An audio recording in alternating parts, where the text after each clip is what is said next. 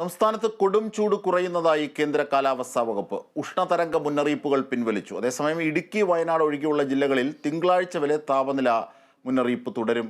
വിവരങ്ങളുമായി സൂര്യഗായത്രി ഞങ്ങളുടെ പ്രതിനിധി ചേരുന്നു. സൂര്യഗായത്രി, ഈ ചൂടിൻ്റെ അനുഭവത്തിലുള്ള കുറവ് നമ്മൾ അനുഭവിക്കുന്നില്ല ഇപ്പോൾ. എങ്കിൽ പോലും ഉഷ്ണതരംഗത്തിൻ്റെ നിലവിലത്തെ സാധ്യതകൾ കുറയുന്നു എന്നാണ് മുന്നറിയിപ്പുകളിൽ കാണുന്നത്. എന്തൊക്കെ ക്രമീകരണങ്ങളാണ് പുതിയ സാഹചര്യവുമായി ബന്ധപ്പെടുത്തി ഏർപ്പെടുത്തിയിരിക്കുന്നത്? വിവരങ്ങളിലേക്ക് പോയാൽ.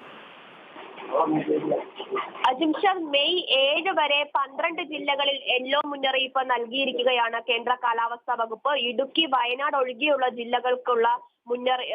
ഒഴികെയുള്ള ജില്ലകളിലുള്ള മുന്നറിയിപ്പ് തുടരുകയാണ്. അതേസമയം തന്നെയാണ് ജാഗ്രതയുടെ ഭാഗമായുള്ള ഉഷ്ണതരംഗ മുന്നറിയിപ്പ് കേന്ദ്ര കാലാവസ്ഥാ വകുപ്പ് ഇപ്പോൾ പിൻവലിക്കുന്ന സാഹചര്യം ഉണ്ടായിരിക്കുന്നത്.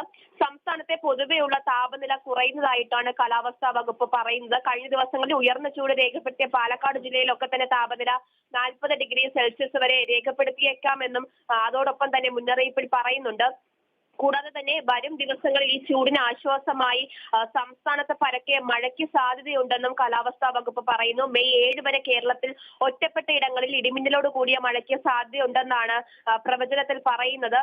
അതേപോലെ തന്നെ കള്ളക്കടൽ പ്രതിഭാസം കണക്കിലെടുത്ത് കേരള തീരത്ത് പ്രഖ്യാപിച്ചിരുന്ന റെഡ് അലേർട്ടും പിൻവലിക്കുന്ന ഒരു സാഹചര്യമാണ് നിലവിൽ ഉണ്ടായിട്ടുള്ളത്. പൊതുവെ കാലാവസ്ഥാ വകുപ്പിന്റെ നിരീക്ഷണത്തിൽ താപനില കുറയുന്നു, അതിനാലാണ് ഈ ഒരു ഉഷ്ണതരംഗ മുന്നറിയിപ്പ് പിൻവലിക്കുന്ന സാഹചര്യത്തിലേക്ക് മാറിയത്. എന്നാലും വരും ദിവസങ്ങളിൽ താപനില മുന്നറിയിപ്പ് ജില്ലകളിലൊക്കെ തന്നെ നിലനിൽക്കുന്നുണ്ട്. അത്തരത്തിലുള്ള ജാഗ്രതാ നിർദ്ദേശങ്ങളൊക്കെ തന്നെ പൊതുജനം പാലിക്കണമെന്നും കാലാവസ്ഥാ വകുപ്പിന്റെ മുന്നറിയിപ്പിൽ പറയുന്നു. അജിംഷ.